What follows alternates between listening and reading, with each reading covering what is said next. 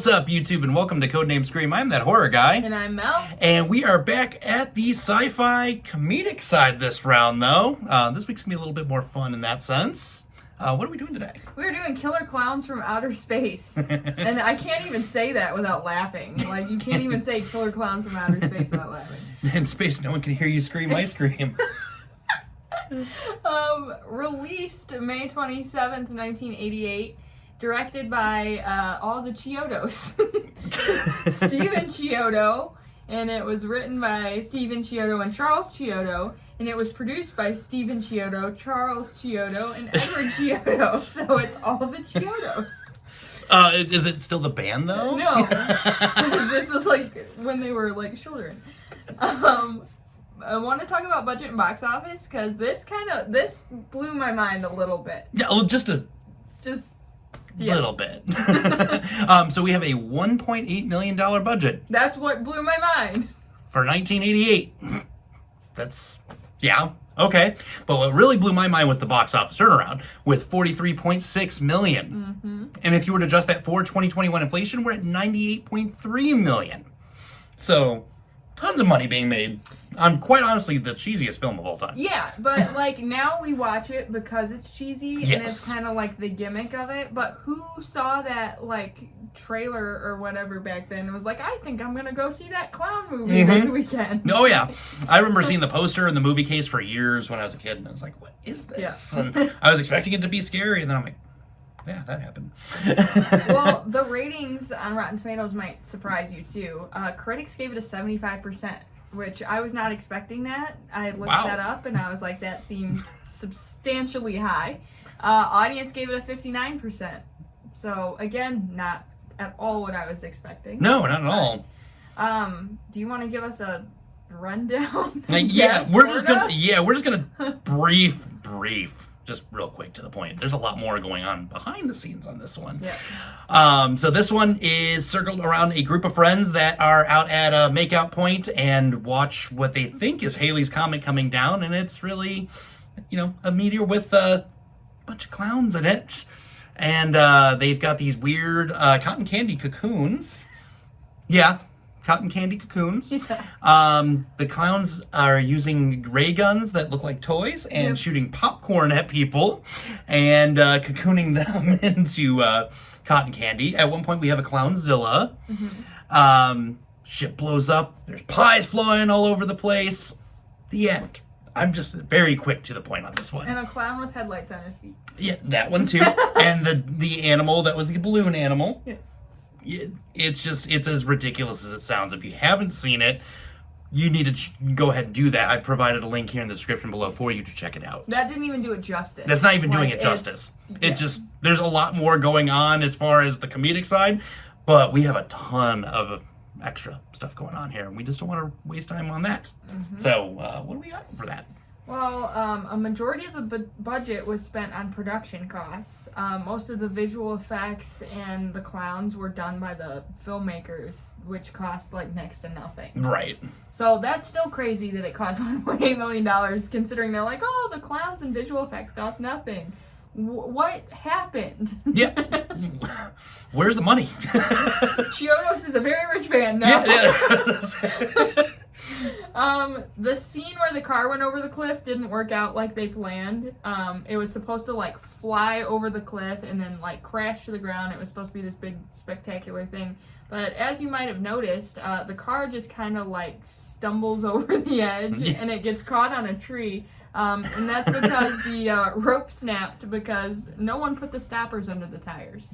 So the rope snapped from all the budget went into production, but we forgot that. They forgot to hire that guy. Budget cuts. And this next fact totally makes sense. Speaking of clowns, some other very famous clowns, the Insane Clown Posse. Oh, Juggalos! Yes, sampled some of the dialogue in the movie for their song "The Staleness," which are they describing their own band in this song? I don't know. Yeah. I'm probably not going to listen to it. That's not what I'm going to put on the list to listen to anytime today. If you'd like to, go ahead. Tell us what it's about. Tell us what it's about. Because we don't want to listen to it. Yeah, because we won't. No, we're just not doing it. So there's a lot of things in this film that, again, the budget does not make sense because they left a lot of stuff in that doesn't make sense. Such as when you first see Clown Without a Car, which I talked about earlier, the one with headlights on his feet. He has no headlights on his feet when you first see him, and then in all the other scenes, he magically has headlights on his feet. So they forgot that in that one scene. They forgot to hire that guy too that day. Yep, the costumer for the clowns. And when Debbie's attacked in the bathroom, she gets holes bit into her shirt, but later there's no holes. So I don't know if they shot that one first or she changed shirts. Not really sure what happened with that one. Right. And during the motorcycle gang scene, you can see the clown zipper behind his hair. Yes. And that's like a super noticeable one. Yeah, that like one stood it's out. just it's there. Like when he turns around, you totally see it. And when the clowns are attacking Debbie from the medicine cabinet, you can see the holes where the puppets are being controlled. Like there's like holes drilled behind the medicine cabinet. I thought I saw that. Totally visible. So I thought I saw that. the dialogue with the mother in the fast food restaurant isn't synced up to the way her mouth was moving. It's like it looks like one of those bad overdubbed like Japanese films. What are you talking about? Yeah, I don't know. Yeah, it's bad. So it's clearly like overdubbed by. I don't know why they would have overdubbed that. They Didn't hire that guy They either. didn't hire the guy with the microphone that day. Not sure. There's a few more. There's actually quite a few more. I only gave a few. But when the farmer goes into the house, you can see the prop master in the doorway when he leaves. He's just like standing there in the doorway. Like, who's that guy? They remembered to hire that guy. they They just put him in the wrong spot. And he was just getting a little bit of extra payday to be on screen. Exactly. When the clown's vessel takes off, you can see a hand lifting it up. It's just like right at the bottom, but you can see a hand there. In the bathroom scene, lots in the bathroom. They just messed up that day. When the clown comes out of the toilet, you can see the hand come up, the hand that controls him. And then this one, it was like a totally dumb one that I feel like they wouldn't have thought of this. And I feel like even like big budget movies wouldn't have thought of that because they didn't hire this guy either. The cars have New York plates. All the cars have New York plates on them. Yes, they do. Yeah, but on the street in front of the drugstore, you can see a sign that says California Highway 152. Whoops.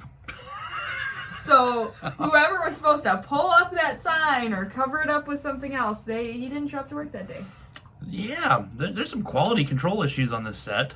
Big time. Yeah, calling OSHA. Yeah, big time. So I take it you still love the film, I though. love this movie. It's so ridiculous. I just turn it on sometimes when I'm like wanting to do something else and have something mindless on TV because I'll just turn around and be like, ha ha, and then like turn back around, carry on with my business. It's just fun. It's in no way a horror movie. It's always in the horror movie section or the sci-fi section, and I guess it's sci-fi. Kinda. Comedy, sci-fi, maybe? I don't know, but just because they're claimed they're from outer space, that makes it sci-fi all of a sudden. But it's a movie that just makes you feel good when you watch it because it's just so goofy. Like it can turn around your mood like that because it's ridiculous. And the fact that there's all those like screw-ups mess ups left in makes it that much better. Oh, and it never gets old. I will watch this movie until the day I die, like over and over. Never get sick of it. Absolutely. But you feel the same way. Oh, this movie's amazing. Yeah. It's quite honestly one of the cheesiest things I've ever watched in my entire life. I have a Spike Pop at home. Of course you do. Because why not? I'm working on acquiring the rest right now. Totally tracks. Yeah. Yeah, and I've seen scarier clowns at like the convenience store. And like the Rocka YouTube channel with the guy that does the banned McDonald's ads. That's a scarier clown. Yeah. Pennywise is a scarier clown. Oh, you want to know a scarier clown? Fun fact. John Wayne Gacy. No. Well, yes. But I used to work at a music store, and I was working there by myself one day, and it was when all those clown appearances were happening. You remember that? Yes. There was one right outside the window of our store, and it was walking back and forth, and it was like the worst nightmare thing you could ever think of, and I just wanted to leave because it was time for me to go, of course, and this thing was just walking back and forth, and he finally left after like 30 minutes. But would you have been scared anymore if he had like opened the door and whipped like popcorn at you? I mean, I probably would have laughed then, but the fact that it was all over the news. Do you remember that? When there were just clowns everywhere for no apparent reason. I remember that. And yeah, I was like, haha, those suckers with all the clown sightings, and then it happened to me. And then it happens to you. It was not fun. But I digress. So I'm just gonna throw on a clown mask and I'm just gonna pop up behind Mel one of these days and I'm just gonna Cool. throw popcorn on Cool. her. Cool. We'll see if this tracks or not. Okay. You know, we'll do it here. Dope. But no, other than that though, it's definitely kind-hearted, just fun. Definitely not scary. No. Never has been, never will be. I mean, I feel like a kid could watch this and not be scared. Oh, yeah. Easily. Yeah, definitely. So, you know, for those of you that have kids and you can't watch scary movies normally with them, here's one for you. I feel like this is a good movie to introduce your kids to the genre. Yeah. I mean, I got Michael Myers and Jason Voorhees, but, you know, Killer Klowns is a little more docile, I think. Yes. If you have seen it, sound off in the comments below, message us on Facebook, Twitter, Instagram, or email us. And if you haven't seen it, like I said, there's a link in the description below for you to check it out. Highly recommend to go check this out for everybody.